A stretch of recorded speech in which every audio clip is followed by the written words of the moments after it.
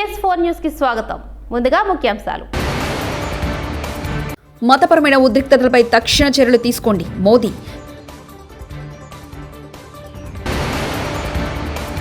తిరుమల కొండపై దట్టంగా పొగమంచు, ఆహ్లాదకరమైన వాతావరణం.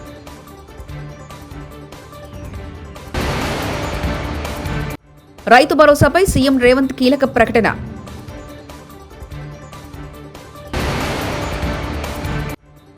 వైజయంతి బ్యానర్లో రోషన్ కుమారుడి సినిమాపై శ్రీకాంత్ క్లారిటీ. దేశంలో పెరుగుతున్న మతపరమైన ఉద్రిక్తతలను పరీక్షించేందుకు చొరవ చూపాలని కోరుతూ ప్రముఖ విశ్రాంత ఐఏఎస్ అధికారులు, దౌత్యవేత్తలు, ప్రజాప్రతినిధుల బృందం ప్రధాని మోదీకి బహిరంగ లేఖ రాసింది. 2014లో కేంద్రంలో మోదీ ప్రభుత్వం అధికారంలో వచ్చినప్పటి నుంచి దేశంలో హిందూ ముస్లిం సంబంధాలు క్షీణించాయని ఆందోళన వ్యక్తం చేసింది. మతపరమైన విభేదాలను తీవ్రతరం చేసిన ఘటనల నేపథ్యంలో మైనార్టీ వర్గాలైన ముస్లింలు, కొంతవరకు క్రైస్తవుల్లో తీవ్ర ఆందోళన, అభద్రతాభావం చోటు చేసుకున్నాయని ఆ లేఖలో పేర్కొన్నారు. కొన్ని రాష్ట్ర ప్రభుత్వాలు వాటి పాలనా యంత్రాంగం ముస్లింలపై హింస, వివక్షను ప్రోత్సహిస్తూ వారి పట్ల పక్షపాత వైఖరి ప్రదర్శిస్తున్నారని ఆరోపించారు. గొడ్డు మాంసం తీసుకెళ్తున్నారన్న ఆరోపణలపై వ్యక్తులను కొట్టి చంపడం, విద్వేష ప్రసంగాలు, ముస్లింల ఇళ్లను ధ్వంసం చేయడం వంటి ఘటనలు ఈ ధోరణి ప్రతిబింబిస్తున్నాయని తెలిపారు. ఆదాని సంస్థతో వైసీపీ ప్రభుత్వం కుదుర్చుకున్న ఒప్పందాలని అక్రమేనని ఉత్తరాంధ్ర అభివృద్ధి వేదిక ప్రధాన కార్యదర్శి ఏ అజ శర్మ ఆరోపించారు. శనివారం ఇక్కడ సిపిఎం విశాఖ జిల్లా కమిటీ ఆధ్వర్యంలో జరిగిన సదస్సులో ఆయన మాట్లాడారు. సౌర విద్యుత్ కొనుగోలు ఒప్పందంలో గౌతమ్ అదానీ గత ప్రభుత్వ పెద్దలకు ముడుపులు చెల్లించినట్లు అమెరికా న్యాయ వ్యవస్థ 10 రోజుల క్రితం బయటపెట్టిందని, అయినా ఇప్పటివరకు ముడుపులు పుచ్చుకున్న వారిపై ఎందుకు చర్యలు తీసుకోవడం లేదని ప్రశ్నించారు. జీవీఎంసీ కార్పొరేటర్ బి గంగారావు మాట్లాడుతూ గత ప్రభుత్వం అల్లూరి జిల్లాలో ఉన్న భూములన్నీ అదానికి కట్టబెట్టిందని, మోదీ తీసుకొచ్చిన విద్యుత్ సవరణ చట్టం అమలుకు రాష్ట్రంలోని 3 పార్టీలు మద్దతు ఇవ్వడంతో నేడు ఆ భారాన్ని ప్రజలు మోయాల్సి వస్తుందని మండిపడ్డారు. రైతులకు తెలంగాణ ముఖ్యమంత్రి రేవంత్ రెడ్డి శుభవార్త తెలిపారు. రైతు భరోసాను కొనసాగిస్తామని అన్నారు. సంక్రాంతి తర్వాత రైతు భరోసా పైసలు వేస్తామని తెలిపారు. ఇప్పటికే రైతు భరోసాపై కేబినెట్ సబ్ కమిటీ వేశామని తెలిపారు. అసెంబ్లీలో చర్చించి విధి విధానాలు ఖరారు చేస్తామని, మారిచ్ల మాయామాటలు నమ్మొద్దని తెలిపారు. వరికి 500 బోనస్ కొనసాగుతుందని స్పష్టం చేశారు. ప్రభుత్వ పాఠశాలలో సన్నబియ్యంతోనే భోజనం వడ్డించేలా ఆదేశాలిచ్చామని అన్నారు. కేసీఆర్ హయాంలో తెలంగాణను అప్లమయంగా చేశారని ముఖ్యమంత్రి రేవంత్ రెడ్డి ఆరోపించారు. ఇవాళ ఆదివారం రాష్ట్ర సచివాలయంలో మీడియా సమావేశంలో సీఎం రేవంత్ రెడ్డి మాట్లాడారు. నేను మళ్ళీ రైతులకు మాట ఇస్తున్నా, సంక్రాంతి పండుగ తర్వాత రైతు భరోసా మీ ఖాతాలలో వేసేది సోనియమ్మ గ్యారంటీ, ఇందిరమ్మ ప్రభుత్వము. రైతు కుటుంబాలకు మేము మాఫీ చేయడం జరిగింది, వాళ్ళ ఖాతాలో వేయడం జరిగింది. నిన్న 30/11/2024 నాడు 2747 కోట్ల రూపాయలు మహబూబ్ నగర్ జిల్లాలో చివరి విడతగా 4వ విడతగా గతంలో సాంకేతిక లోపాలతోటో లేదా రేషన్ కార్డుల విషయంలో కొంత గందరగోళం ఉండడమో లేదా బ్యాంకులు వివరాలు అందించడంలో కొంత తాత్సారం చేయడమో రకరకాల కారణాల చేత 3,13,897 రైతు కుటుంబాలకు ఫైన్సల్ తుఫాన్ ప్రభావంతో అన్నమయ్య జిల్లా రైల్వే కోడూరు నియోజకవర్గంలో భారీ వర్షాలు కురుస్తున్నాయి. రైల్వే కోడూరు, ఓబులవారిపల్లి, పుల్లంపేట, పెనగలూరు మండలాల్లో లోతట్టు ప్రాంతాల్లో నీట మునిగాయి. రైల్వే కోడూరు మండలం సెట్టిగుంట చెరువు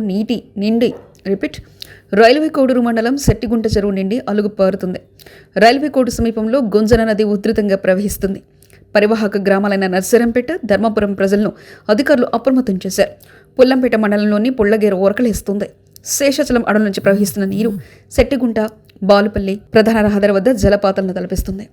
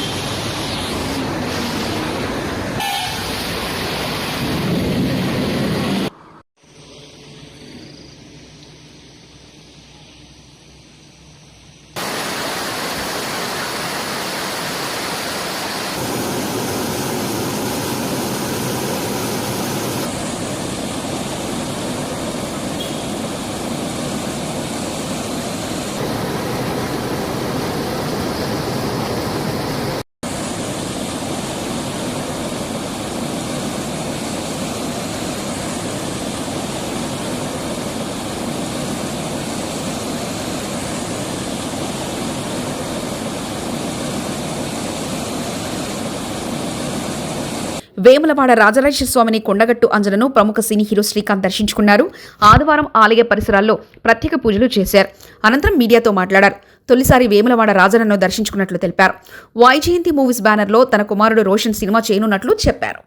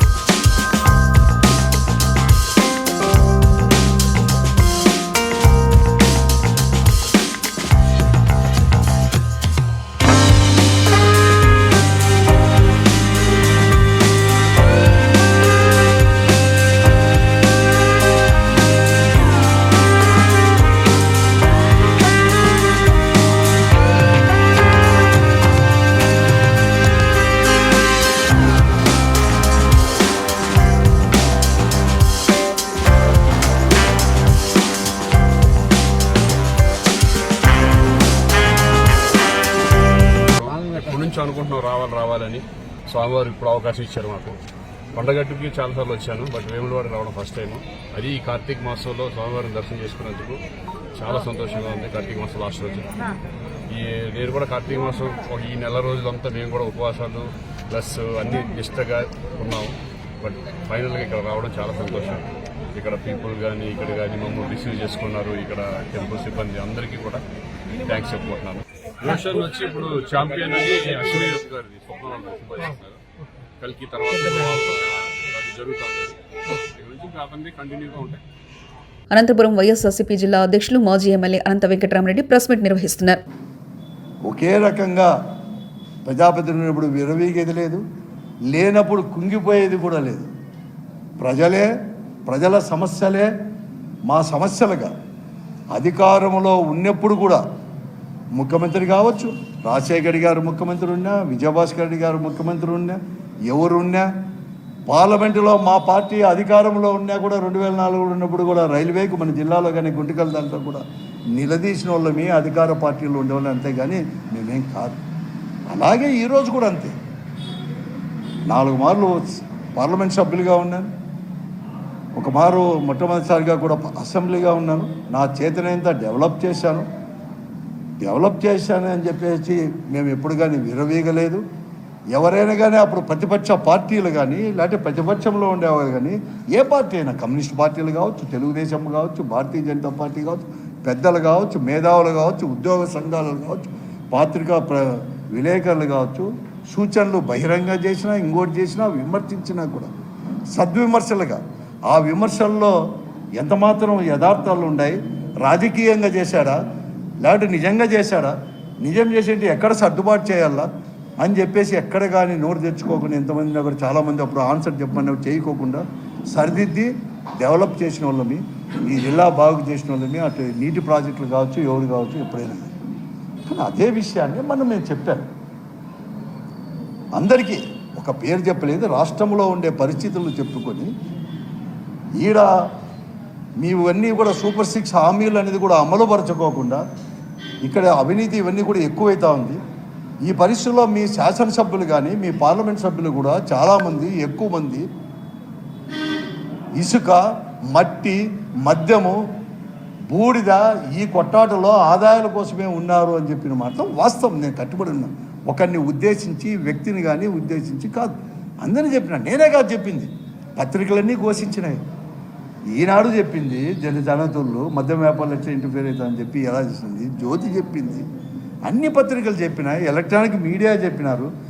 అంతెందుకు ముఖ్యమంత్రి గారే చెప్తున్నారు మీటింగ్లో, పార్టీ మీటింగ్లో చెప్తున్నారు, ఇవన్నీ జరుగుతా అంటే సహించేది లేదు అని చెప్పినాడు. అందుకోసమే ఆయనకి మళ్ళీ ఏమన్నా అతను చెప్పినాక ఏమన్నా జరుగుతుందేమో అని ముఖ్యమంత్రి అనుకుంటాడేమని ముఖ్యమంత్రి గారికి కూడా చేరవేస్తామని దాంట్లో మేము చెప్పినామంతే. ఇట్ ఈస్ ఫైన్సల్ తుఫాన్ ప్రభావంతో 2 రోజులుగా కురుస్తున్న వర్షం ఆదివారం మధ్యాహ్నానికి తగ్గుముఖం పట్టింది. వర్షం కారణంగా తిరుగురుల్లో ఆహ్లాదకరమైన వాతావరణం సంతరించుకుంది. దట్టమైన పొగమంచు ఏర్పడడంతో భక్తులు వాతావరణాన్ని ఆస్వాదిస్తున్నారు. పొగమంచుతో పాటు చిరుజల్లులు కురుస్తుండటంతో చలి తీవ్రత ఎక్కువైంది. పొగమంచు కారణంగా ఘాట్ రోడ్లో ప్రయాణించే వాహనదారులను విజిలెన్స్ సిబ్బంది అప్రమత్తం చేస్తున్నారు. తిరుపతి నుంచి తిరుమలకు వెళ్లే రెండో ఘాట్ రోడ్లో 15 కిలోమీటర్ల వద్ద స్వల్పంగా కొండ చర్యలు విరిగిపడ్డాయి.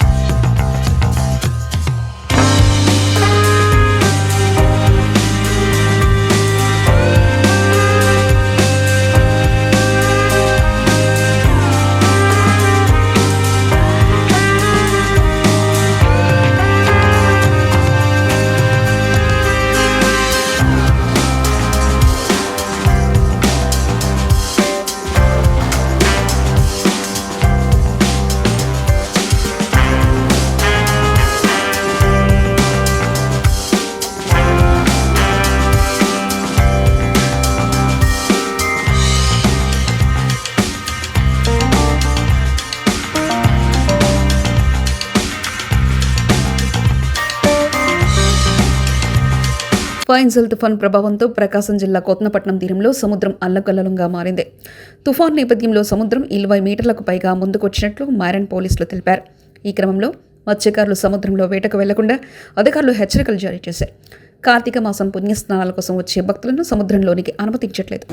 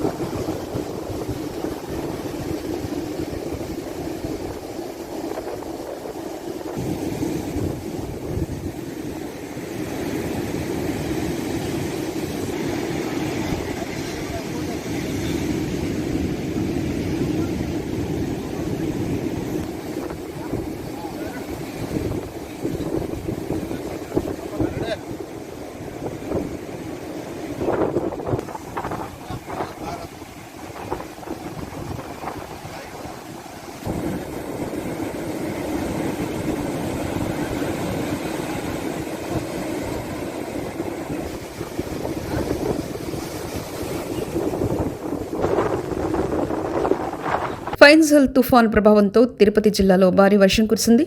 వరద నీరు పొట్టెత్తడంతో స్వర్ణముఖి నది ఉధృతంగా ప్రవహిస్తుంది. పంట పొలాలు నీట మునిగాయి. వర్షం కారణంగా పలుచోట్ల రహదారులు దెబ్బతినడంతో వాహనాల రాకపోకలకు అంతరాయం ఏర్పడింది.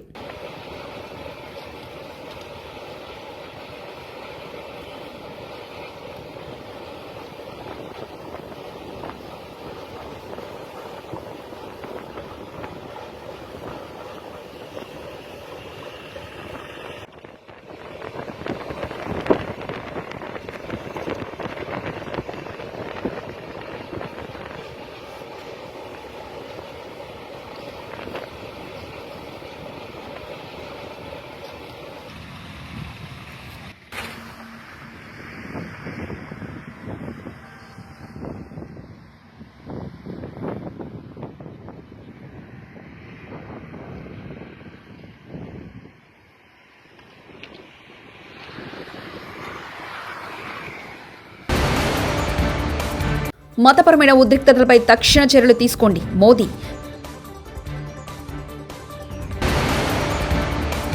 తిరుమల కొండపై దట్టంగా పొగమంచు, ఆహ్లాదకరమైన వాతావరణం.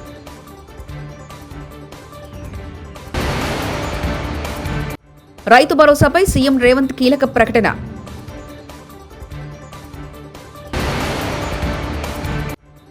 వైజయంతి బ్యానర్లో రోషన్, కుమారుడి సినిమాపై శ్రీకాంత్ క్లారిటీ. TS4 న్యూస్ ఇంతటితో సమాప్తం. చూస్తున్నారండి TS4 తెలుగు.